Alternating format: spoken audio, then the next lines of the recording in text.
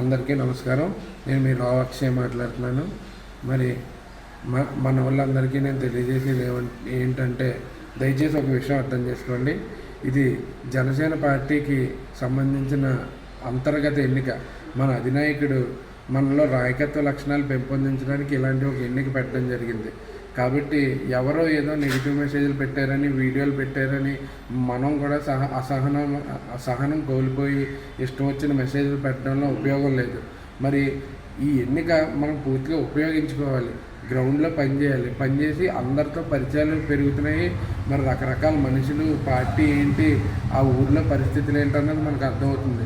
కాబట్టి ఈ ఎన్నికను ఉపయోగించుకుని ప్రతి ఊళ్ళో అక్కడికి వెళ్ళి ఓటు వేసేలాగా ఈ అద్భుతమైన ప్రక్రియను ఉపయోగించుకోవాలి తప్ప ఇష్టం వచ్చిన కామెంట్లతో వీటితో ఎవరో పెట్టారని మనం పెట్టడం వల్ల దాని నుంచి మనకు వచ్చేది ఏం లేదు. ఈవేళ ఒక వీడియో, ఒక మెసేజ్ ఎవరన్నా పెట్టారంటే అది సాయంకాలానికి ఎక్స్పైర్ అయిపోద్ది.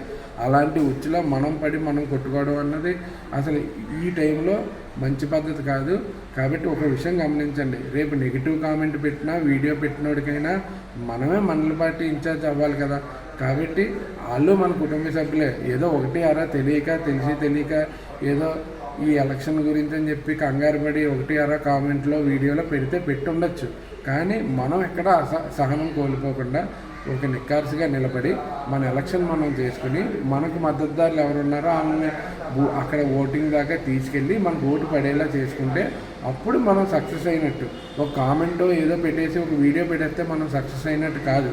కాబట్టి దయించి లేనిపోయిన నెగిటివిటీ ఉచ్చులో ఎవరూ పడకుండా మరి మండల పార్టీ ఇన్ఛార్జిగా నన్ను, మరి వైస్ ఇన్ఛార్జిగా దొడ్డి దుర్గాప్రసాద్ని ఇద్దరిని గెలిపించాల్సిందిగా మరి బూత్ ఇన్ఛార్జీలకి, వార్డు ఇన్ఛార్జీలకి, గ్రామ ఇన్ఛార్జీలకి అందరినీ కూడా కోరుకుంటున్నాను. Thank you.